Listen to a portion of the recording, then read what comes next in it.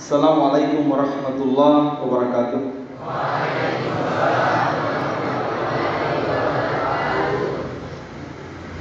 Innal hamdalillah nahmaduhu wa nasta'inuhu wa nastaghfiruh wa na'udzu billahi min shururi anfusina wa min sayyiati a'malina.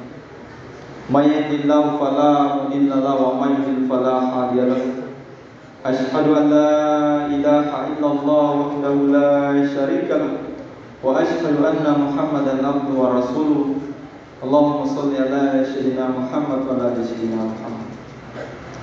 Wa qala Allah ta'ala fil Qur'anil Karim, a'udzu billahi minasyaitonir rajim. Bismillahirrahmanirrahim. Ya ayyuhalladzina amanu taqullaha wa qulu qawlan sadida yuslih lakum a'malakum wa yaghfir lakum dzunubakum wa may yuti'illaha wa rasulahu faqad faza fawzan azima. Wa qala aidan wa ma khalaqtul jinna wal insa illa liya'budun. Wa qala Rasulullah sallallahu alaihi wasallam, wa man ahya sunnati faqad ahabbani wa man ahabbani kana ma'iya fil jannah. Sadaqallahul adzim wa sadaqa rasulul karim. Atau kama qala Rasulullah sallallahu alaihi wasallam. Alhamdulillah, jamaah duhur yang insyaallah sama-sama dimuliakan dan dirahmati oleh Allah Subhanahu wa taala. Mohon izin Bapak Ibu, mohon maaf Ibu Kepala Sekolah, kami langsung saja menyampaikan. Pertama-tama kami mengajak untuk senantiasa bersyukur kepada Allah Subhanahu wa taala atas segala nikmat yang Allah berikan kepada kita, khususnya nikmat sehat, kekuatan dan kesempatan. Kenapa? Mari kita semua ingat kembali, introspeksi diri. Tidak semua nikmat sehat Allah berikan kita pada hari ini. Ada mungkin salah satu teman kita tidak ke masjid tidak ke sekolah hari ini karena sakit. Ada teman kita, mungkin tetangga kita hari ini tidak mampu lagi berjalan. Bahkan ada yang masuk rumah sakit pada hari ini, mungkin bisa saja itu adalah keluarga kita. Maka sepantasnya lah kita senantiasa bersyukur dengan nikmat sehat yang Allah berikan kepada kita. Begitu pula ada lebih besar lagi daripada nikmat sehat, yaitu nikmat iman. Kenapa saya katakan ini lebih besar daripada nikmat sehat? Karena meskipun kita kuat, sehat, tetapi kalau tidak diberi nikmat iman, maka yakin dan pasti tidak akan mampu melangkahkan kakinya ke masjid ini.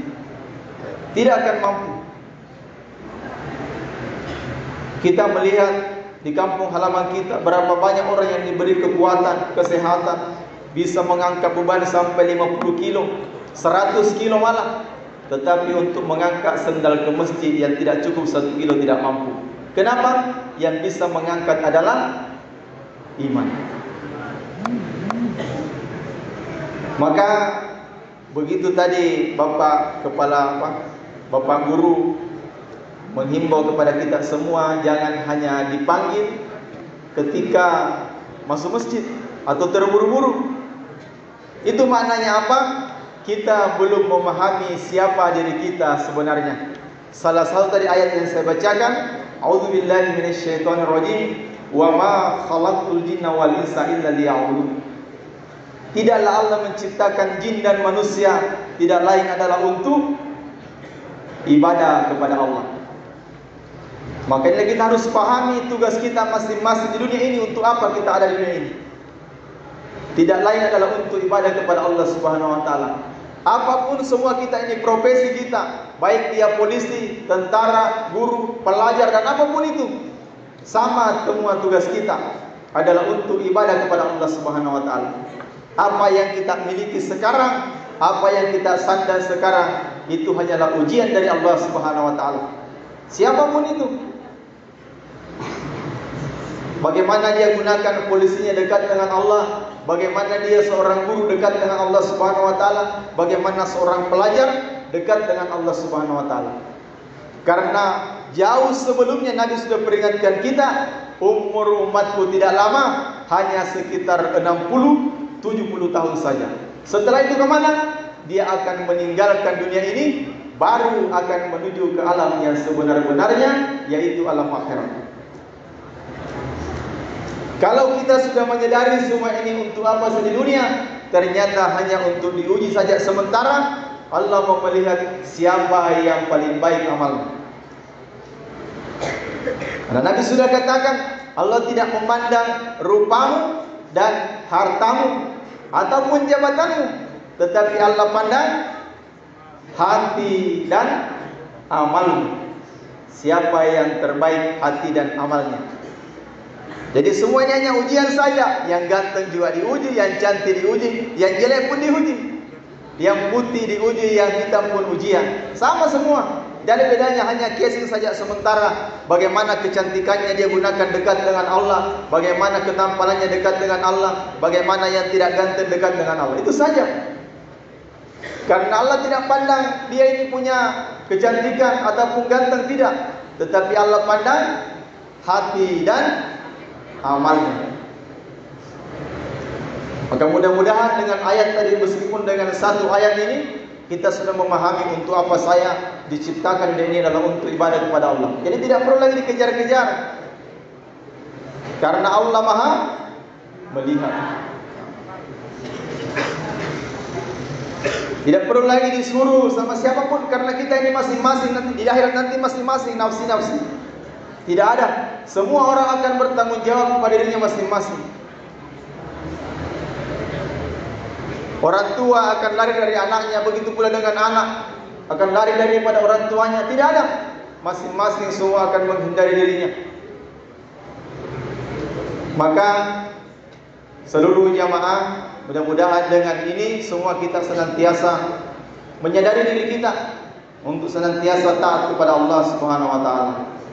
Alhamdulillah, di sini saya lihat luar biasa. Di masjid kita ini ketika masuk waktu semua ramai-ramai, tidak ada kegiatan, berhenti semua untuk melakukan solat berjamaah. Itu suasana luar biasa. Itu sangat luar biasa sekali ketika di instansi, di sekolah tidak ada aktivitas ketika masuk waktu solat. Itu sangat luar biasa. Alhamdulillah di sini sudah dipraktekkan. Tetapi ada beberapa hal lagi yang mau diperhatikan. Sebagaimana tadi hadis yang saya bacakan, wa man ahya sunnati faqad habbani wa man nahabbani kana ma'iya fil jannah. Kata Nabi, barang siapa yang menghidupkan sunnahku, kata Nabi, maka sungguh ia mencintaiku. Dan siapa yang mencintaiku, kata Nabi, maka pasti, Nabi katakan, maka pasti dia akan bersamaku di surga. Maka jangan diabaikan sunnah-sunnah. Begitu masuk dalam masjid, masuk dengan kaki kanan. Apa doanya masuk masjid? Doa masuk masjid, Allahumma ftahli abwaaba rahmatik. Dihafal-hafal. Satu sunnah kita hidupkan luar biasa. Kata Nabi tadi, maka pasti akan bersamaku di surga. Kemudian masuk masjid, apa dilakukan? Solat tahiyatul masjid. Jangan langsung duduk. Tadi saya perhatikan, sudah azan di sini masih ada yang cerita-cerita, ribut sekali. Kita usahakan itu hidupkan solat sunnah, qabliyah, ba'diyah. Usahakan dijaga daripada solat sunnah. Banyak orang beranggapan karena sunnah. Kenapa? Yang dipelajari selama ini memang seperti itu. Sunnah itu kalau dikerjakan dapat pahala, kalau ditinggalkan tidak apa-apa. Ya, begitu itu dipelajari selama ini. Padahal sunnah, masya Allah, sunnah kalau dikerjakan dapat pahala, kalau ditinggalkan rugi besar. Karena inilah nanti akan menyesal ketika di alam kubur. Baru dia menyesal, Rabbana absarna wa sami'na farjina na'mal solihah. Ya Allah, saya telah mendengar, saya telah melihat, kembalikan saya ke dunia untuk beramal soleh. Baru mau kembali setelah di alam kubur. Mau berbuat satu amalan saja, meskipun sebentar saja, tetapi tidak akan bisa lagi untuk kembali ke dunia.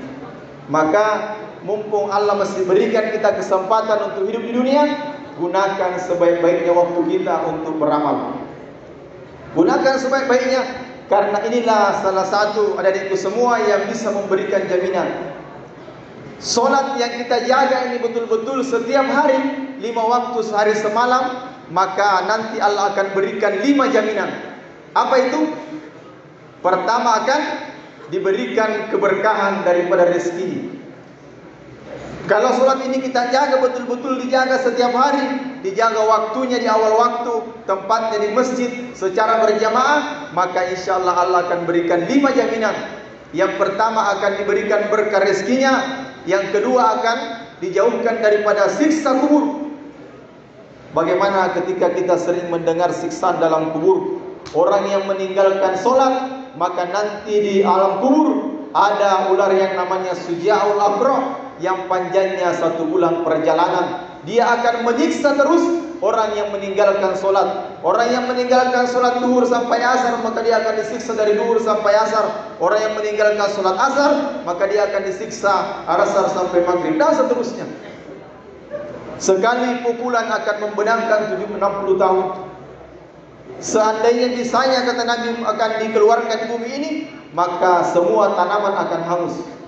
Bayangkan itu, bagaimana bisanya itu ular yang namanya Suja'ul Aqra, orang yang meninggalkan solat. Maka dengan menjaga solat ini akan diberikan 5 jaminan, akan diberikan berkah rezekinya. Yang kedua, dijauhkan daripada siksa kubur. Yang ketiga, akan diberikan catatan amalnya dari tangan kanannya. Sering kita mendengar orang yang diberikan catatan amalnya dari tangan kanannya, maka insya Allah dia akan selamat dari api nerakanya Allah Subhanahu wa taala dan dimasukkan ke dalam surga. Yang keempat, jaminannya Allah Subhanahu wa taala yang menjaga salat akan melintasi titian sirat secepat kilat. Sering kita dengar bagaimana titian sirat yang rambutnya sama besarnya dengan seperti rambut yang dibelah 7, tajamnya seperti tajam 100 kali tajam pedang. Maka tidak ada yang bisa menyelamatkan kita kecuali ketaatan kepada Allah Subhanahu wa taala. Jaminan yang kelima, akan dimasukkan ke dalam surga tanpa hisab.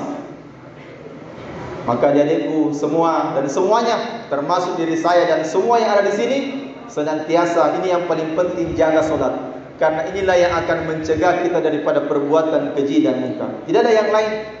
Suatu ketika ada sahabat yang bertanya kepada Rasulullah, "Ya Rasulullah, bagaimana si fulan? Malamnya dia solat terus, kemudian siangnya dia mencuri lagi."